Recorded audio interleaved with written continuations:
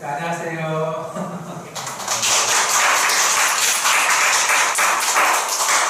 이런 자리에서 여러분들 바라보니까 좀 새롭네요. 정신장애 사회가 바라보니까 좀 편견이나 센스 같은 거 생각이 나는데, 우리가 식대 장애 같은 경우는 식대 장애보다 훨씬 뒤쳐져 있거든요. 정신장애 쪽에. 그래서 어떻게 보면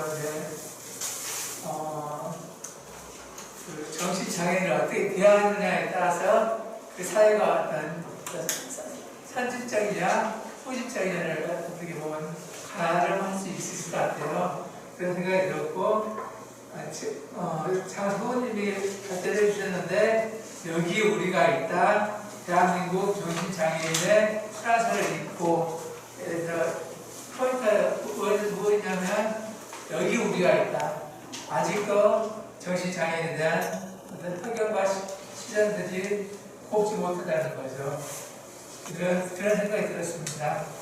제가 말을 많이 하는 것보다는 여기 계시는 분들이 말을 하는 게 여러분들에게 도움이 되지 않을까 싶고, 간단하게 제 말씀을 마치겠습니다. 네.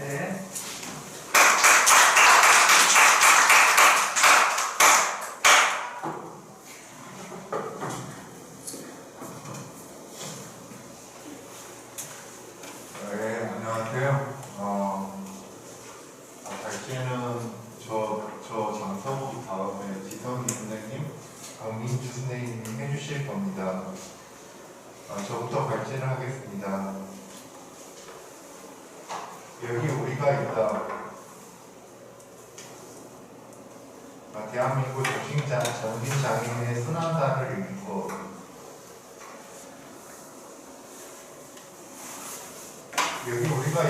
여기가 우리가 있다는 책 이름이에요. 지난 100년 근현대 우리 역사에서 정신장애인이 자리할 공간은 없었다. 여전히 7만 명 이상의 정신장애인이 정신병원과 정신요양시설에 갇혀 산다. 이는 전국 교도소 수감자 5만여 명보다 더 많은 수이며, 정신장애인들에 대한 법적 보호장치는 여러 면에서 수감자보다 더욱 취약하다. 코로나19로 정신장애인의 열악한 수용 환경이 드러난다. 우리나라에서는 여전히 환자들이 정신병원이나 정신요양시설에 장기 입원해 있는 경우가 많다. 코로나19 사태로 정신병원에 입원해 있던 정신장애인의 감염과 희생이 유난히 컸던 것도 그 탓이다. 이는 폐쇄되고 환기가 안 되는 조건에서 많은 사람이 밀접하게 지내야 하는 생활 환경이 크게 영향을 미친 것으로 보인다. 코로나19가 드러낸 정신장애인 인권에 밀려친 폐쇄 병동에 우리가 있다를 방증한다. 한국 정신장애인의 실태는 코로나19 사태를 통해 다시 한번 충격적으로 드러났다. 코로나19가 아니었으면 이런 끔찍한 현실을 사람들이 알기나 했을까? 이런 현실은 어제 오늘이 아니라 오래 과거부터 계속 이어져 온 순환의 결과이다. 그동안 눈에 보이지 않던 사회 한심 밖에 놓여있던 정신장애인의 현실이 코로나19 유행으로 그 민낯을 드러낸 것이다. 일제강점기 당시의 정신의학자들에게 정신병자는 폭력적이고 위험하며 저열한 존재이기 때문에 사회위생상 제거되어야 할 대상으로 인식되었다. 우생운동은 총력전 체제를 앞두고, 총력전이란 태평양 전쟁을 말하겠죠. 일제 우생담론에 포섭된 현실 수능적 상류층을 중심으로 이루어졌다. 우생운동에 참여했던 의사들, 특히 의사들 대부분은 해방 후 한국 보건의료 분야에서 중요한 역할을 수행함으로써 이들의 우생학적 지향은 해방 이후에도 한국 보건 의료 부문에서 지속적인 영향을 미쳤다. 해방 후에도 이들 삶은 달라지지 않았다. 변두리 존재였던 브라민들과 뒤엉킨 정신장애인 잔혹사는 우리 역사에 어두운 그림자를 남겼다. 한국 전쟁을 거치고 군사 독재가 지배하는 역사의 소용돌이 속에서 정신장애인들은 무허가 기도원과 정신요양원에 갇혀 폭력을 견뎌야 했다. 쇠고랑을 차는 경우도 있었거든요. 우리나라는 정신과 의사도 그리 많지 않았고 정신병원도 발달하지 않았다. 정신의학 서비스를 받을 수 있는 환자 자체가 한정될 수밖에 없었다. 이탈리아처럼 정부나 지자체가 나서 공공정신병원이나 수용시설을 건립하지도 않는다. 정신의학 접근성이 아주 낮았기에 이 공백을 메운 것은 기도원과 정신요양원 같은 민간에서 설립한 무허가 시설들이었다. 행정감독의 사각지대에 있었기에 실태 파악조차 제대로 이루어지지 않았다. 기도원의 경우 종교 외피를 쓰고 있어 행정력이 미치기가 더 어려웠다. 치료는 고사하고 수용 환경도 열악하고 인권 침해가 다반사로 일어나지만 실제 감독은 어려웠다. 당시는 군사정부가 지배하던 시절로 브라민 같은 주변인 격리 수용이라는 정책 방향과 일치했기에 적극적으로 문제를 개선하려는 행정 노력을 기대하기 어려웠다. 의도적으로 방치된 상황이 수십 년 동안 계속된다. 1995년 정신보건법 제정을 계기로 정신병상이 엄청나게 증가하고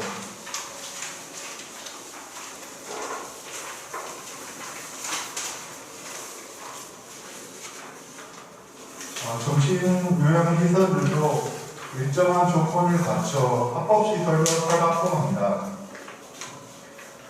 1995년 비로소 정신보건법이 제정된 후에는 정신병원이라는 새로운 공간으로 이동이 갔을 뿐 사회로부터 분리된 신분은 달라지지 않는다.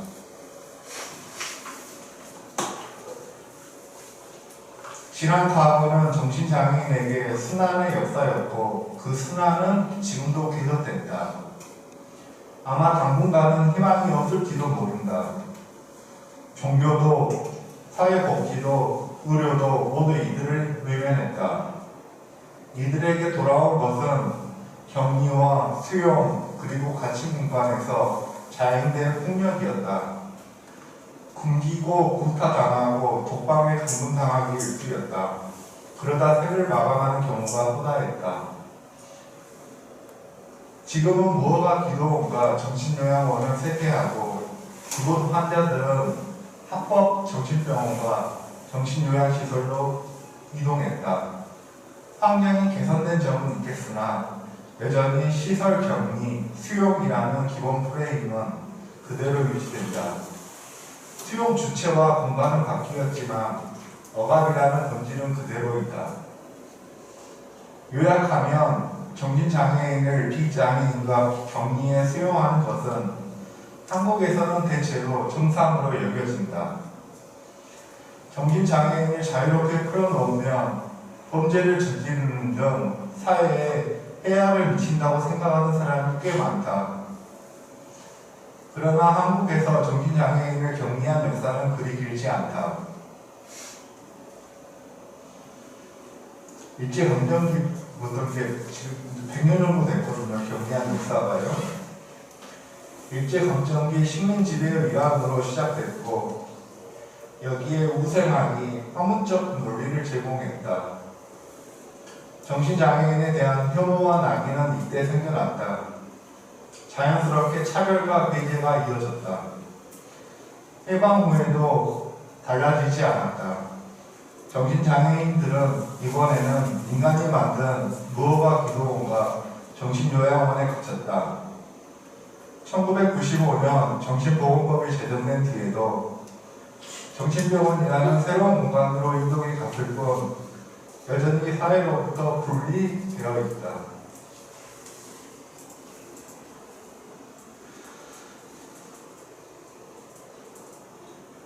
정신장애인들의 인권을 회복하고 지역사회 복귀를 도모하려면 이제 정신건강 패러다임 자체를 바꿔야 한다. 이제 격리 수용에서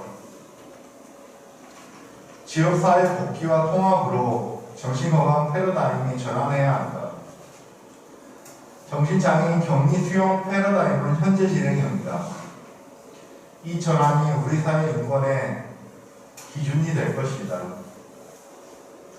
국가가 패러다임의 전환을 주도해야 할 시점이다. 이 두 가지를 정신장애인이 차별이라는 의미보다 지원이나 권리를 보장할 수 있는 방안 이 두 가지를 이 저자 백재중 선생님은 제시하는데요. 우리나라 정신보건은 병원 중심으로 조직 운영되는 현실이다. 1990년대부터 정신병상이 확충되기 시작하고 정신보건법에 의해 강제 입원을 명문화함으로써 입원 병상의 확대가 가속화한다. 이에 따라 정신병상을 소유하거나 운영하는 정신의학계의 권력도 더불어 확대되어 왔다. 요양원들이 인권 문제와 맞물려 요양병원으로 변화하고 정신병원으로 변화하면서 병원의 수익을 위해 비정상적인 수용시설을 양산하는 데 한몫해온 의사들이 있다.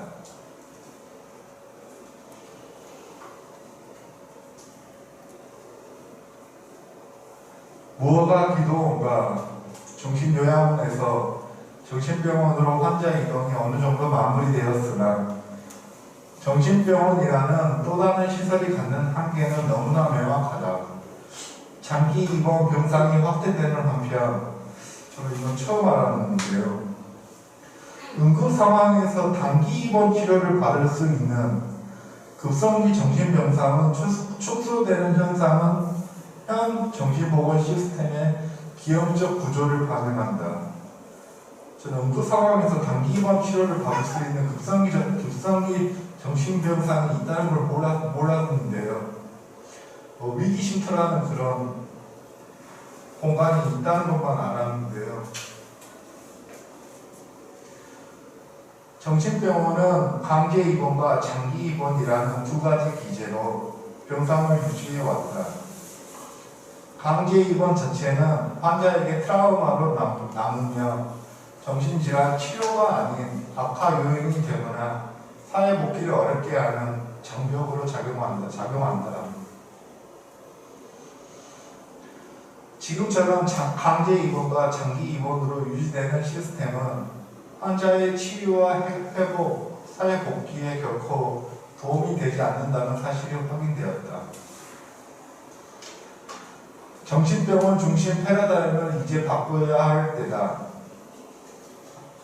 결국 정신장애인들 역시 지역사회에서 이 장애인들과 더불어 살아가야 하고 이를 지지하고 지원하는 지역사회 정신보건 시스템으로 패러다임을 전환해야 한다.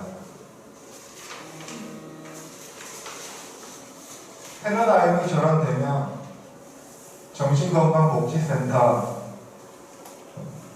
정신재활시설, 직업재활시설, 사회적 협동조합, 지원주택 등 다양한 지역사회 인프라가 구축되는 동시에 장기 정신병상은 감소하게 될 것이다. 이런 전환을 어떻게 끌어낼 것인가가 지금의 과제다. 현실적으로 정책과 법을 바꾸는 것이 목표지만 이것이 가능하려면 정신장애인을 예비 혹은 잠재적 범죄자 다루하는 언론의 태도가 바뀌어야 하고 시민의식이 더 성숙해질 필요가 있다. 그리고 무엇보다 정신장애인 당사자의 각성과 분발이 필요하다. 서구에서 정신장애인 당사자 운동이 본격 등장한 것은 1970년대다. 우리나라보다 40년이 빠르다. 당시 반전운동, 페미니즘, 시민권 운동 등의 흐름과 궤를 같이 하면서 성장한다.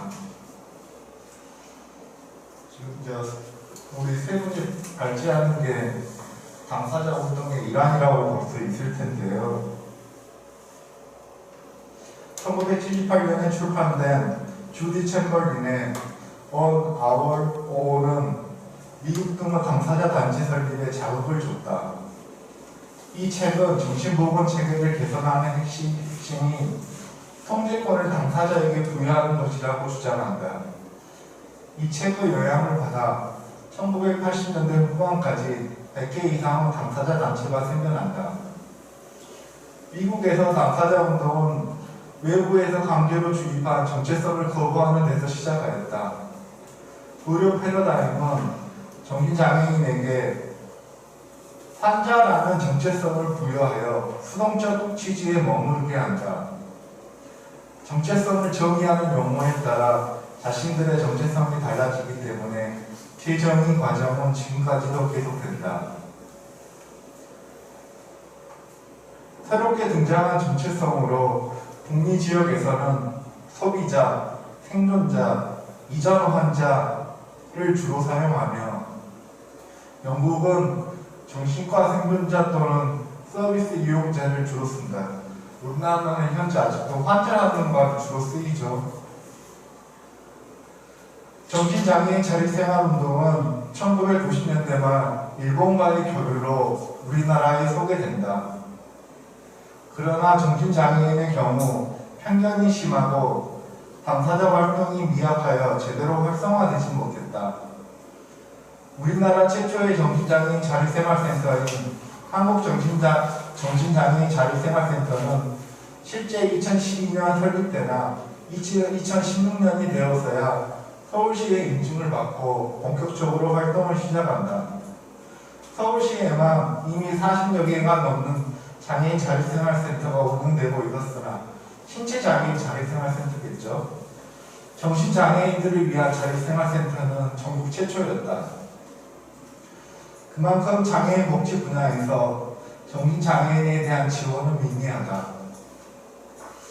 정신장애인들이 지역사회에서 살아가기 위해서는 다양한 정신건강기관 시설이 강화되어야 한다. 정신건강복지센터가 지금보다 확대, 강화되어야 하고 정신재활시설, 요합빌리지 같은 정신재활시설, 직업재활시설 등 고용문제 해결을 위해서는 직업재활시설 등이 곳곳에 설치되어야 한다. 주거시설을 확충하고 취직할 수 있는 여건도 마련되어야 한다. 고용문제 해결을 위해서는 사회적 경제의 역할이 중요하다. 일반 고용시장에서 쉽게 일자리를 구하지 못하는 경우가 많아 당사자 맞춤형 일자리 창출이 필요하다. 동료 지원과도 그중 하나라고 볼 수 있는데요. 이외에도 사회적 기업이나 협동조합 등 당사자가 직접 주체로 참여하거나 이들을 위한 맞춤형 일자리를 제공해 줄 수 있는 단위의 활성화도 필요하다. 우리나라 정신병상 중 국공립병상은 대략 18%에 불과한 실정이다. 이는 우리나라 병상의 과도한 민간 의존도를 보여준다. 우리나라 정신보건이 지역사회보다는 정신병원 중심으로 구성되었고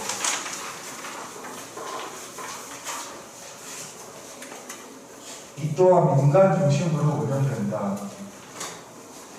주거, 고용 등 생활 지원을 위한 인프라도 열악하다. 이탈리아는 정신장애인이 직접 참여하거나 이들을 지원하기 위한 사회적 협동조합이 발달해 정신건강 분야에서 중요한 역할을 담당한다.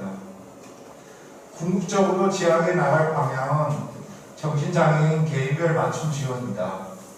진료나 재활이 필요한 경우 이를 지원하고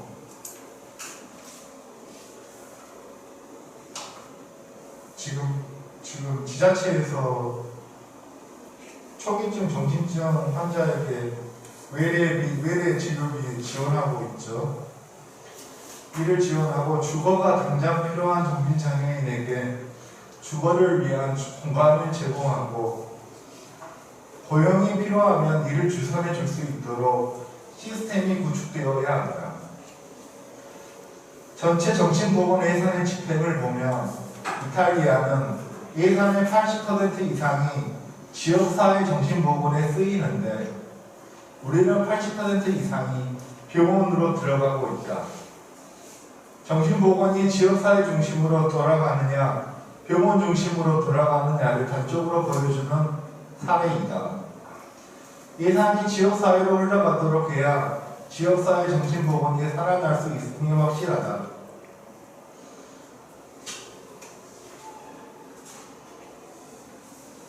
국가는 이들의 순환을 조장하거나 방치하였다. 이들의 문제가 제도 안에서 논의되는 걸 막았고 법률 제정을 조치했다. 우리 사회 정신장애인은 국가가 책임질 대상이 아니라고 여겼다. 제도와 정책에서 사라진 그들은 어두운 장막 뒤에서 신음해야 했다. 법에서 다룰 가치조차 없는 존재였던 정신장애인은 해방 후 50년이 지나서야 비로소 법의 대상으로 편입된다. 1995년 어렵게 정신보건법이 제정되고서야 사회적 존재로 인정받지만 격리, 수용이라는 이전의 패러다임 자체가 바뀐 것은 아니다. 정신장애인들이 시설에서 지내는 동안 그들이 돌아갈 지역사회 터전은 점점 더 좁아진다. 지역사회에서 이들은 낯선 존재가 된다. 시설에서 돌아온 정신장애인들이 살아가기에는 너무 고달픈 현실이므로 다시 시설로 돌아가거나 숨어 지내야 한다. 세상도 이들의 존재를 환영하지 않는다. 시설의 광고함과 지역사회의 황폐함이 서로 맞물리면서 거대한 카르텔을 형성하고 이들을 가둔다. 시대에 따라 수용의 주체나 수용 공간의 외형, 수용 방식이 조금씩 달라질 뿐 본질적인 차이는 없다. 국가의 역할도 별 차이가 없다. 인간이 강고한 수용 체계를 구축하는 한편 국가는 이를 지원한다. 인간 수용 체계에서 이루어지는 불법 인권 침해 행위를 국가는 외면하거나 소극적 대응에 머문다. 이탈리아는 이미 40년 전에 다살기한법을 제정하고 정신장애인들의 지역사회 복귀를 선언했고 지금도 실천하고 있다. 정신장애인들이 지역사회에서 함께 살기가 가능함을 보여준다. 저는 이 문장이 제일 인상적이더라고요. 정신장애인들이 지역사회에서 함께 살기가 가능함을 보여준다. 이는 관심과 의지 그리고 정책의 문제다.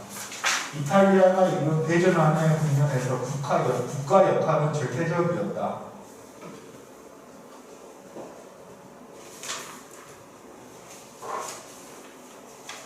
외면하고 방치하고 무책임한 모습이 현재 대한민국 정신보건 현장에서 만나게 되는 국가의 형상이다. 정권이 바뀌고 시대가 바뀌어도 한결같다. 이제 오롯이 국가가 지난 역사의 책임을 다해야 할 때가 왔다. 너무 늦었지만 지금이라도 국가가 나서 대전환의 불씨를 살려야 한다. 일제강점기 이후 100년 넘게 계속된 격리 수용의 낡은 패러다임을 벗고 새로운 패러다임을 열어가는 데 국가의 역할이 무엇보다 중요하다. 국가 책임제도 그 일환의 하나라고 볼 수 있겠는데요. 믿기는 어렵다. 관성이라는 게 있는데 과연 국가가 알아서 이 전환의 물꼬를 켜줄까? 정신장애인 당사자의 각성과 운동이 그래서 무엇보다 절실하다. 그리고 시민과 지역사회의 연대와 응원이 필요하다. 한 목소리로 국가의 반성과 성찰 그리고 책임 있는 실천을 요구해야 한다. 미친 존재, 투명 인간으로 지내온 세월을 뒤로하고 자신을 당당하게 드러내며 여기 우리가 있다고 외치자. 더불어 사는 세상은 이제 함께 만들어 나가야 한다.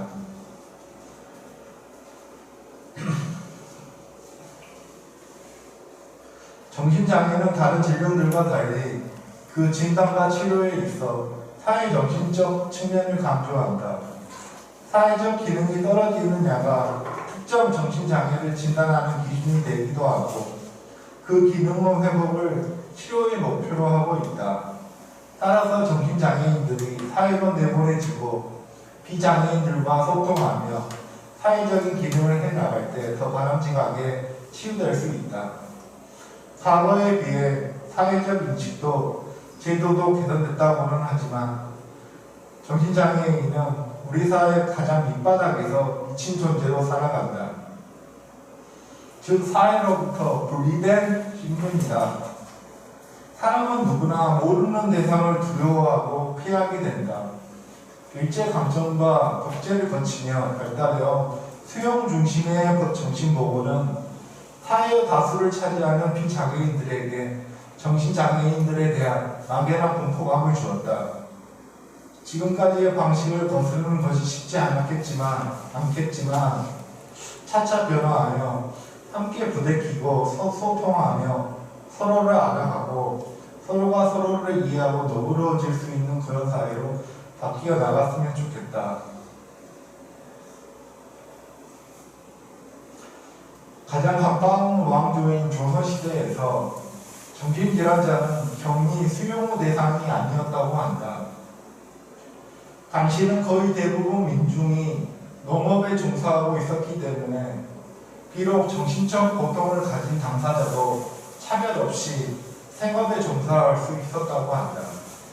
그리고 가족과 친지가 그들을 보살폈다고 한다.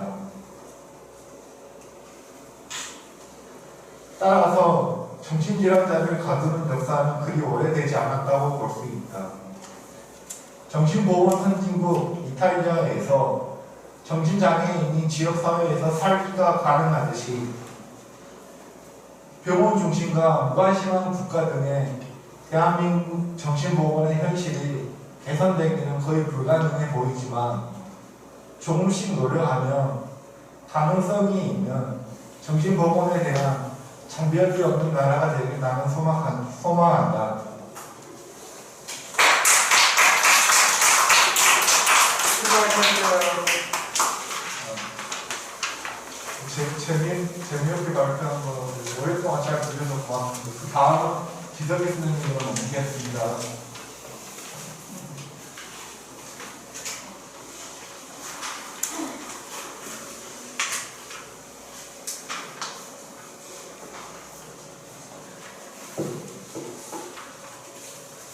네, 저는 인권강사 활동 경험에 대해서 말씀드리고자 합니다.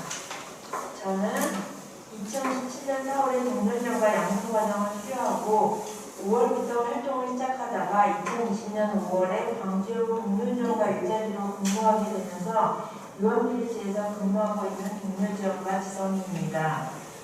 동료지원 활동 중에 찾아가는 강제라는 것이 있는데 필요한 곳에 가서 경험을 발표하고 인권에 대한 강의도 하게 되면서 일을 하게 됩니다.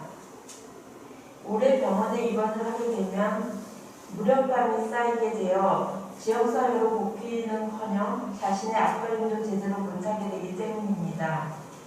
어린 코끼리를 쇠사슬에 묶어놓은 채 도망가지도 못하고 계속 묶여있게 되면 이 어린 코끼리는 어른이 되어도 쇠사슬을 끊지 못한다는 생각에 박혀 계속 시도도 하지 못하고 쇠사슬에 묶여 지내게 됩니다. 그래서 순정적인 코끼리로 길들여지게 된다는 이야기가 있습니다.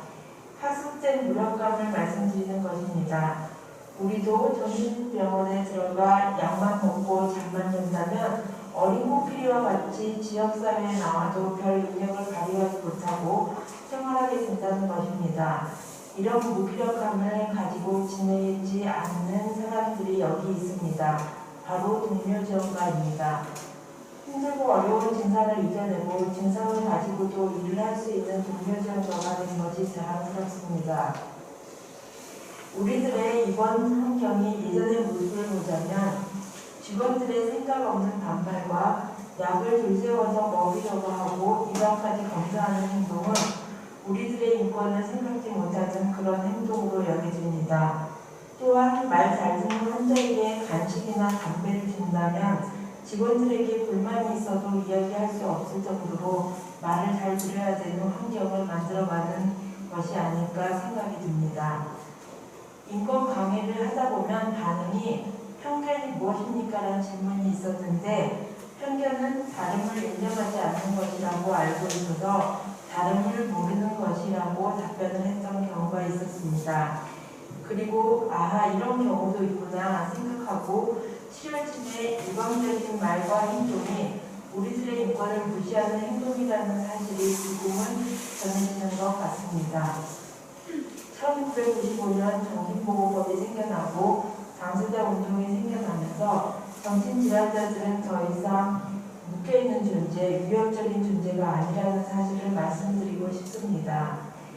1970년에 선진국가 개발도상국의 조영정 환자를 5년간 추적 조사를 한 결과 선진국 61%, 개발도상국 16%가 항정신성 약물을 복용하였는데 개발도상국 내 환자들이 일반적 임상상태, 종합증상, 사회적 기능 등에서 더 긍정적인 결과가 도출되었다고 합니다.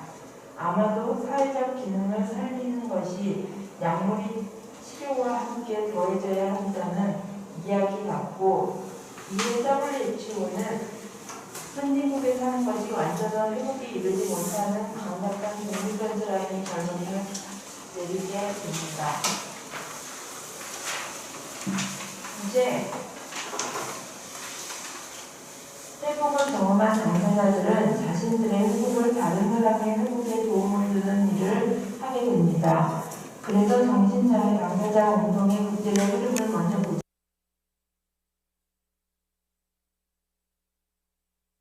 정신장애인을 향한 혐오와 배제의 편지를 드러내고 이들에 대한 사회적 관심을 호소하기 위한 행사입니다. 1993년 캐나다에서 처음 출발했습니다. 매드 프라이드는 정신장애인 스스로 자부심을 잃지 말자는 다짐이기도 합니다. 정신장애 당사자를 정신의료 서비스 이용자 및 생존자라 부르고 그들을 지지하는 사람들이 자신의 미친 혹은 광기 어린 정체성에 자부심을 느낄 수 있고 느껴야 한다는 메시지를 담은 대중운동이자 축제입니다. 그래서 국내의 당사자 운동에 영향을 주어 2019년 10월 26일 광화문 세종문화회관 옆 작은 공원에서 제1회 매드프라이드 서울 행사가 열렸습니다. 참가자들은 1973년 이탈리아 정신병원 폐쇄운동 당시 정신장애인들의 자유를 상징했던 파란 목마 마르코 까발로를 앞세워 서울 시내를 행진했습니다. 여기서 마르코 까발로는 1973년 이탈리아 산지오바니 병원 환자들이 만든 푸른색 목마인데 이탈리아 정신보건 개혁의 상징물입니다. 세탁물을 실어 나르던 늙은 목마를 의미합니다. 그리고 광주광역시에서 동료지원과 양성과정이 제일 처음으로 요한빌리지에서 2016년도에 시작되어 동료지원과를 배출하기 시작했습니다. 그리고 2020년에 광주시의 지원으로 동료지원과 일자리 사업이 시작했고 2020년 7월에 당사자가 모여 당사자 조직인 광주 정신장애인 자율생활센터를 만들기까지 되었습니다. 이제 정신장애 당사자들이 가만히 있지 않고 목소리를 사회에 내면서 활동이 시작된 이상 조현병이나 정신질환자들에 대한 좋지 않은 시선이 많이 사라질 것으로 내다보게 됩니다. 그리고 동료지원과는 공부하고 연구까지 합니다. 그래서 경험 전문가로 자리매김하기도 합니다. 일본 베들의 집에서 시작된 당사자 연구는 자기를 돕는 방법에 대해 함께 연구하는 방식입니다.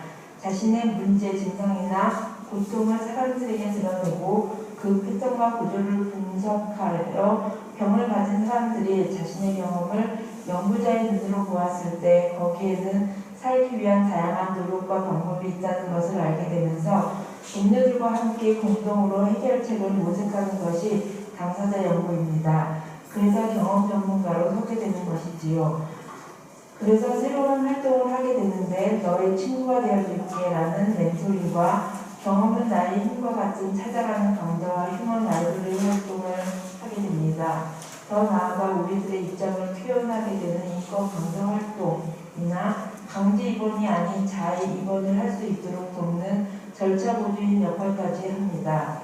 그럼으로써 나의 경험 전문가로서의 활동이 세국에 미친 영향을 보냐 고독감에서 탈피했고 소속감을 갖게 됐고 마음의 위안이 되고 뭔가 할 수 있다는 가능성을 확인하게 됐고 역할이 확대되며 자신감을 갖고 목표의식 등을 갖게 됩니다. 우리들은 여기서 주위 사람들에게 요구하고 싶습니다. 당장의 우리의 낮은 모습만 보고 우리를 판단하지 마시고 미래에 더 나아진 모습을 기대해 주시면 더욱 감사하겠습니다.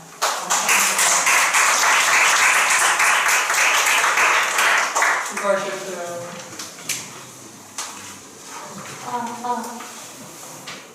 잘했어요. 네. 여기 질문 내용이나 궁금하신 거 있으면 세 분 발표 끝나시고 한꺼번에 질문 토론 진행하도록 하겠습니다. 마지막으로 오래 기다리셨던 강민주님 발제 들어보도록 하겠습니다. 만나서 반갑습니다. 남민주라고 합니다. 저는 보이지 않는 장애, 보이는 차별이라는 제목의 발표문을 가져왔는데요. 제가 2년 동안 복지센터에서 일한 경험 속에 차별을 겪게 되었는데 그것에 대한 이야기와 또 이제 계약 기간이 끝난 다음에 이제 인권 수업을 듣게 되었어요. 그 인권 수업을 듣게 되면서 드는 생각들을 발표문에 적어봤습니다. 발표 시작하겠습니다. 저는 10년 넘게 조울증을 가지고 있는 정신장애인이자 딸아이를 부모의 도움을 받아 양육하고 있는 엄마이기도 합니다. 2017년 여름 재반 이후 주치 선생님의 추천을 통해 요한빌리지를 알게 되었고 1년 가까이 활동하면서 요한빌리지와 가족이라는 울타리를 넘어 사회생활을 하고 싶다는 생각을 하게 되었습니다. 나도 일을 하고 싶다. 라는 결심을 하게 된 거죠. 취업을 하면 돈도 벌 수 있겠지만 중요한 건 사회적인 관계를 맺고 싶다는 생각이 더 컸습니다. 이런 결심을 간직하고 있을 즈음 장애인 고용공단에서 빌리지에 나와 자신이 어떤 기관인지 설명하는 설명회가 있었습니다.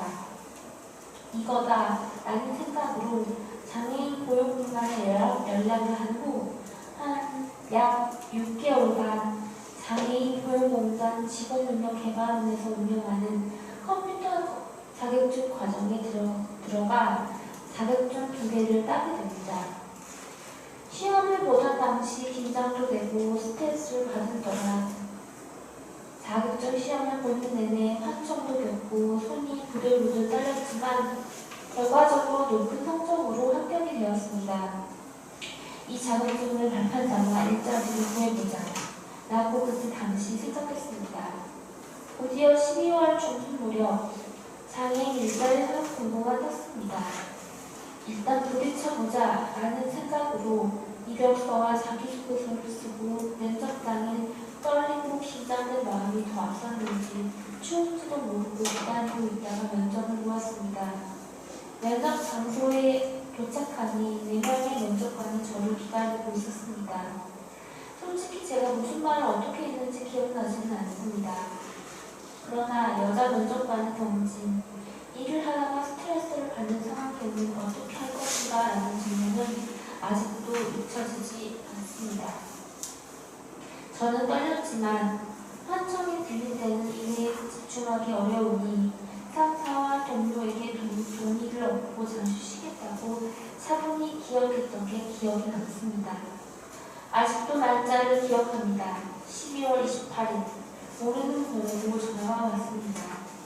최종 합격했으니 1월 2일부터 행정복지센터로 출근하는 전화였습니다. 저는 이렇게 장애인 일자리 사업을 복지센터에서 인원을 일하게 됩니다. 초반에는 전화 올 때도 익숙치 않은 실수도 많이 하고 민원인들에게 입에 올리지도 못할 욕도 많이 들었습니다. 텍스나 복사도 서툴러 주무관들이 매우 답답해하곤 했습니다. 그런 스트레스나 압박에 갇힌 상태가 지속되면 저는 고통스러운 한청에 시달려야 했습니다. 처음에는 사람 목소리가 들리고 이후 공장 소음 소리가 들리더니 온몸이 떨려오거나 머리가 많이 아파오기 시작합니다. 그래서 일에 집중하기가 어려웠습니다. 이럴 때마다 저의 장애가 눈에 보이지 않아 주무관들은 주무관대로, 민원인들은 민원인대로 겉으로는 괜찮아 보이는데 왜 저러지? 라는 반응들이었습니다. 한 번은 이런 적이 있었습니다. 그날은 오전 무렵부터 민원인들에게 시달려서 그런지 한창이 심해 일에 도저히 집중할 수 없었고 저의 상사인 계산기에 매일 검색거든요. 족쇄를 요청했습니다. 행복복지센터 안에는 저희와 같은 장애 동료뿐만 아니라 직원들도 쉴 수 있는 공간이 없습니다. 다만 식사를 할 수 있는 작은 탕비실이라는 공간이 있을 뿐입니다. 그렇기에 집에 기가에 구성약을 먹고 쉬는 방법밖에 없었습니다. 그래서 조퇴를 신청했는데 대장님은 제 머리부터 발끝까지 보시더니 아무렇지도 않은데? 꽤는 아니야? 지금은 바쁘니까 사람 부족하는데? 라고 대답하셨습니다. 결국 엄마에게 전화를 6명을 받아 보고하고 너무 고통스럽지만 계속해서 일을 할 수밖에 없었습니다. 그때 들었던 생각이 아, 이런 게 차별이구나. 분명한 차별이다. 했습니다. 우리 정신장애인들은 신체적 장애와 달리 장애가 쉽게 눈에 보이지 않습니다. 때문에 비장애인에게 혹은 다른 유형의 장애인에게 성격이 이상하거나 미치광이 치부를 받을 뿐 이것이 장애고 배려 또는 고려받을 대상이라고 생각되지 않습니다. 정신장애인들은 평소에는 괜찮지만 어떤 특정한 상황이 오면 그때 증상이 발현됩니다. 그래서 우리도 당황스럽지만 직장 내의 동료나 상사들도 당황합니다. 더군다나 그들에게는 정신장애인에 대해 어떻게 해야 좋을지, 어떻게 배려해야 이대의 능률이 오를지에 대한 어떠한 배경 지식이나 인식이 없습니다. 그래서 눈에 보이지 않는 정신장애를 더더욱 이해하지 못하고 제대로 대응하지 못합니다. 때문에 정신장애인은 신체장애인인 만큼 보이는 차별을 받게 됩니다.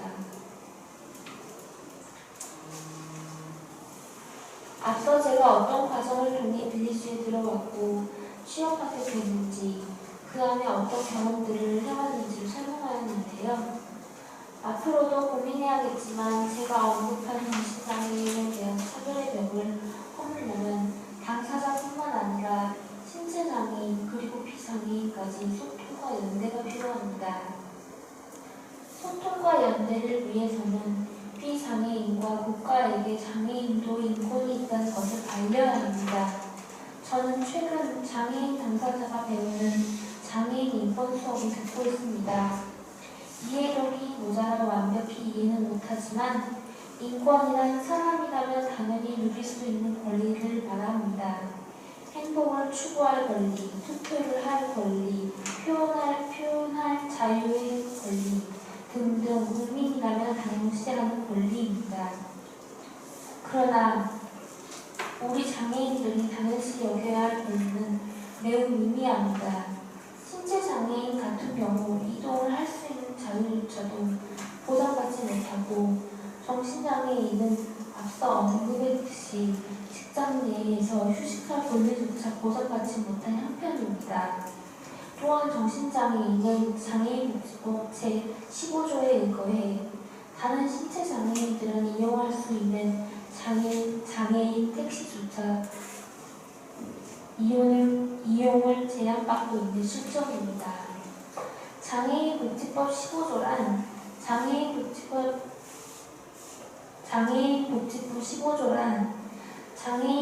15조는 장애인 중 정신건강복지법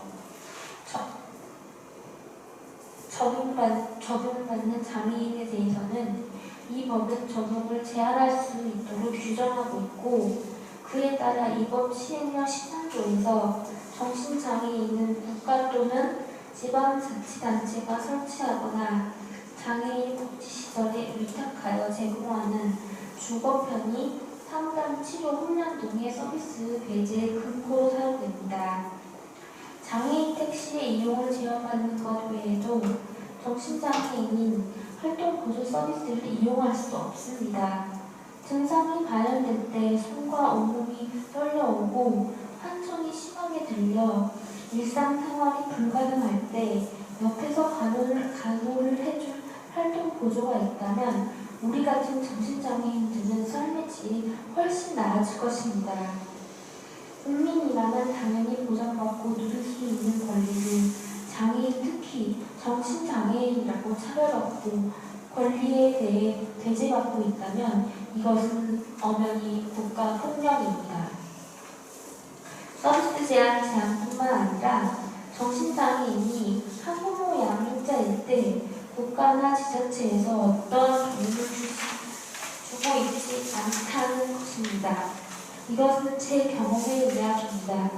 5년 전 제 딸아이가 6살 때 남편은 출장을 나가고 부모님도 친정집으로 가셨습니다. 아이를 목욕시키고 있는데 갑자기 환청이 들려왔고 너무 심하게 들려와 발작이 났습니다. 119를 신고할 수도 없었고 고통에 몸부림치다가 부모님께 전화를 해 아이를 데려갔습니다. 딸은 매우 놀라고 무서워서 많이 울었습니다. 만일 그날 정신장애인 한부모 지원체계가 지자체를 통해 잘 짜여져 있다면 그날 저는 그렇게 고통스럽지도 않고 아이도 놀라지 않았을 것입니다. 이와 같은 해프닝이 비단 저뿐만은 아닐 것입니다. 정신장애인 한부모 양육자라면 공감이 갈 만한 이야기입니다. 우리가 한 목소리를 내고 싸우지 않는다면 우리는 그 국가폭력에 희생만 당할 것입니다. 그러나 제가 여러분에게 꼭 이야기하고 싶은 것은 우리는 혼자가 아니라는 것입니다. 제가 직장 내에서 꼭 차별만 받았던 것은 아니었습니다. 아프면 등을 토닥여주던 주무관도 있었고 고통스러워할 때 잠시 산책 좀 하라고 다독여주던 동료도 있었습니다. 차별만 있었던 것이 아니라 아직은 우리 사회에 희망의 씨앗이 존재한다는 이야기입니다. 이 씨앗을 신체적 장애인과 정신장애인, 비장애인이 함께 물을 주고 햇볕도 쐬게 하면 분명 언젠가는 꽃이 피고 열매를 맺게 될 것입니다. 우리는 이제 서로의 손을 맞잡고 정신장애에 대한 편견과 차별을 부수고 권리를 위해 싸워야 합니다.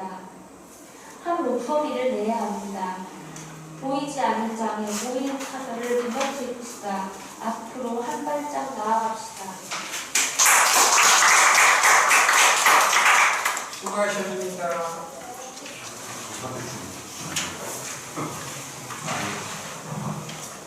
갑자기 저한테 마이크를 주셔서 지금 저희가 전자 라이브 중계하고 있는 화면은 제가 안 잡혀 있어요. 목소리만 귀신처럼 들릴 것 같습니다. 오늘 이렇게 아무리 저희가 작은 토론회라고 했지만 다른 사람 앞에서 내 생각을 정리하고 발표하는 게 정말 쉽지만은 않은 작업인데 준비해주신 세 분께 다시 한번 박수 좀 부탁드리겠습니다. 첫 번째, 어디 우리가 있다, 대한민국 정신장애인의 순환단.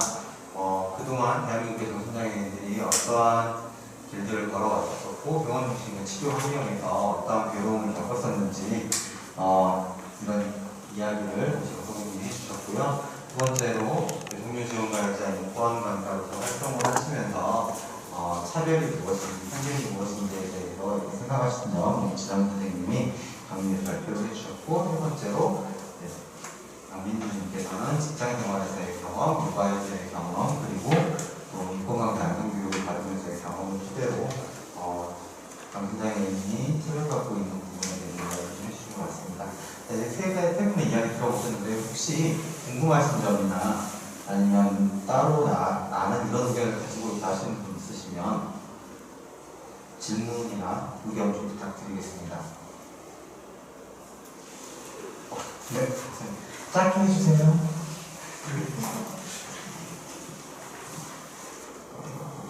정신장애인은 온순하고 착합니다. 그러나 우리가 병원에서 이렇게 오랫동안 입원 생활하는 동안에 한가 눈물이 맺혀가지고 그 세월 속에서 정말 인권이란 인간의 권리를 말하는 것이고 우리가 인권은 인격체 속에서 살아가야 하는데 우리 정신장애인 그 어둠 속에서 먹고 놀고 어떤 사람은 정신장애인은 정신병원에 있어야 한다 그런 말까지 하는 그런 차원에서 우리가 볼 때 너무나 슬픈 거예요. 법 50개에 보면 모든 인간은 행복을 누릴 권리가 있다 이렇게 말하고 있습니다. 우리에게 인격체가 무너지면 모든 사람들이 인격체가 무너짐으로 인해서 인간의 정말 권리를 찾지 못하고 살아갈 수밖에 없는 것입니다. 여러분 우리는 투쟁합시다.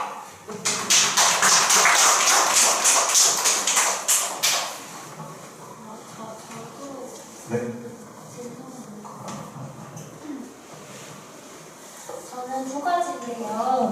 하나는 저기 우생운동, 우생단체. 우생이 구체적으로 무엇인지가 궁금하고요.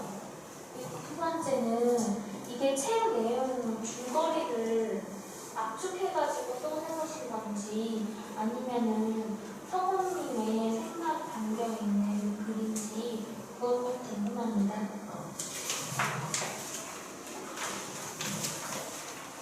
우생 한문으로 하면 우가 우월할 우자고 생자가 살아갈 생자겠습니까?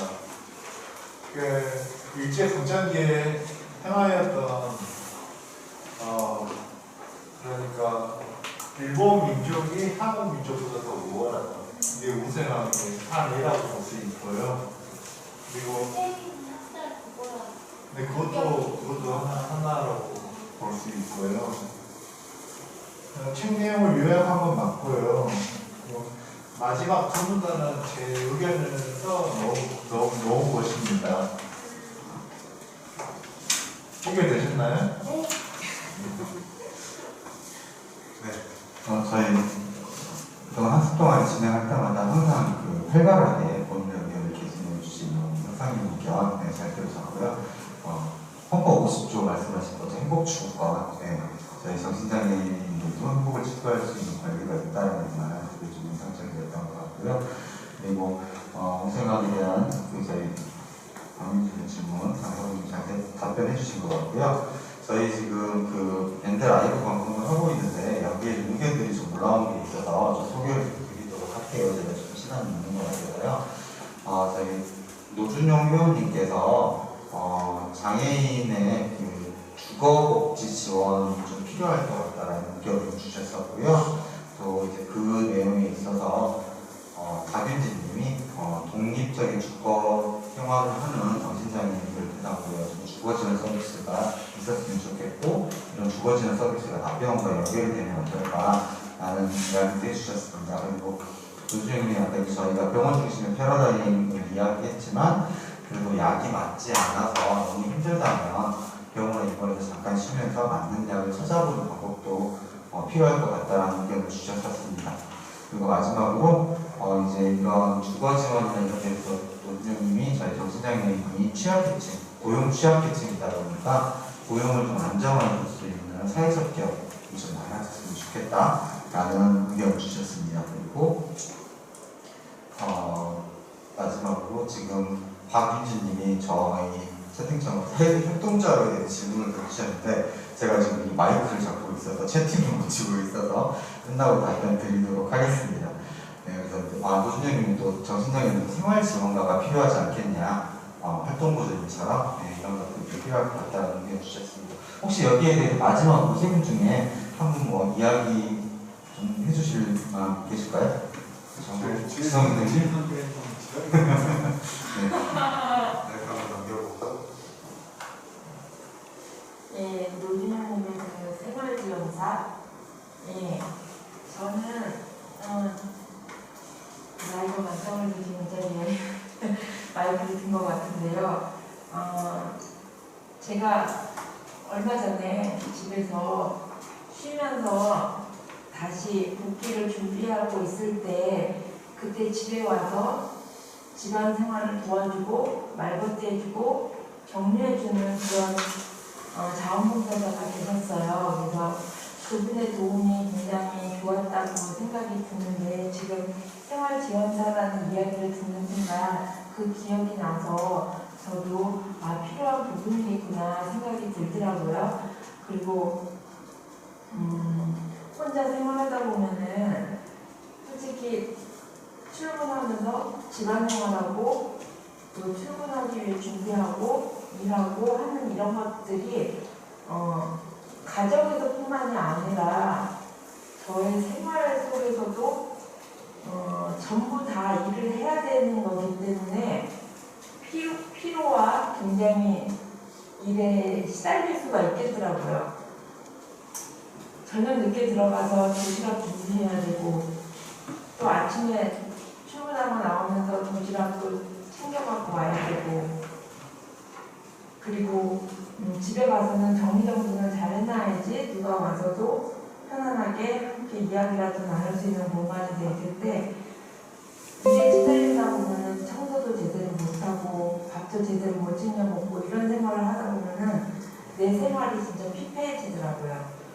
다른 사람하고 교제도 못 나누고 또 항상 나와서 지내야 되니까 돈도 많이 들고 그래서 제가 예전에 꿈은 집안에 그 찻집처럼 차를 많이 준비해 놓고 열린 공간으로 사용해야 되겠다 생각을 했었어요. 그래서 제가 꿈을 이루기 위해서 혼자 지내니까 가능하겠다 싶어서 시도를 했었는데 제 개인적인 공간이 다 공개되는 거더라고요. 상황을 생각해보니까. 그러려고 보니까 제가 청소를 안 하면 또 안 되고 그 공간을 보여주기가 그렇게 쉽지가 않더라고요. 모르는 사람한테 공개하기가. 그래서 그 생활지원사는 뭐 생활하는 데 도움을 많이 주겠지만 정신장애인들한테 독립하기 위해서는 부족한 부분을 채워줄 수 있는 사람이 있으면 좋겠다는 생각을 했고 정상적인 사람뿐만이 아니라 그러니까 정신장애를 가진 사람뿐만이 아니라 일반인들도 이 단어가 지금 괜찮은지 모르겠는데 비장애인들도 도움이 필요하잖아요. 자기 생활하는 데 있어서 생활하는데 가사일과 직장인과 모든 것 병행하기가 힘든데 꼭 장애인이라서 생활지원사가 필요한 것이 아니라 모든 사람에게 필요한 일이라 생각해서 꼭 있었으면 좋겠다는 생각을 하게 됐습니다. 이상으로 답변이 됐을까요?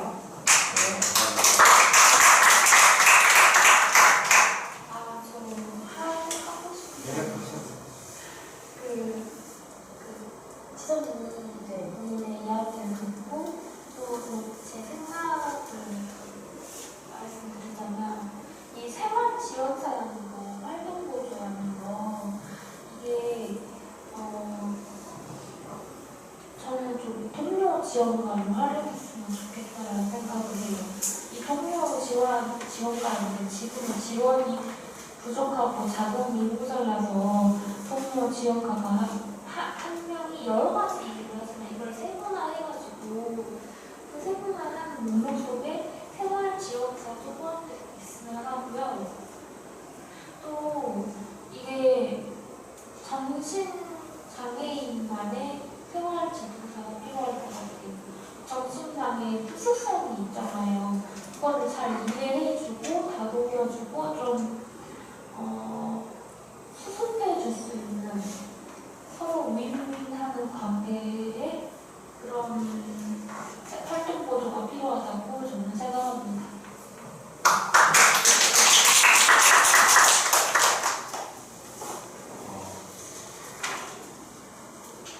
제가 영암빌리지에서 이렇게 학습 동아리 시간에 이렇게 저희 회원분들이 열띠게 토론을 해주신 게 오늘 처음인 것 같습니다.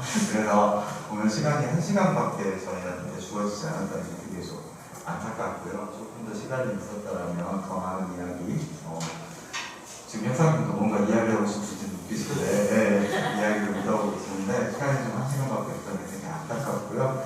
어쨌든 저로서는 학습 동아리를 하면서 이런 자리를 만들어보는 게 사실 그동안 머릿속으로만 생각을 하다가 첫 시도였어요. 근데 또 첫 시도였는데 여기도 다 준비를 잘 해주셔가지고 너무 수월하게 넘어가는 것 같아서 되게 저한테 의미 있는 자리였던 것 같고요.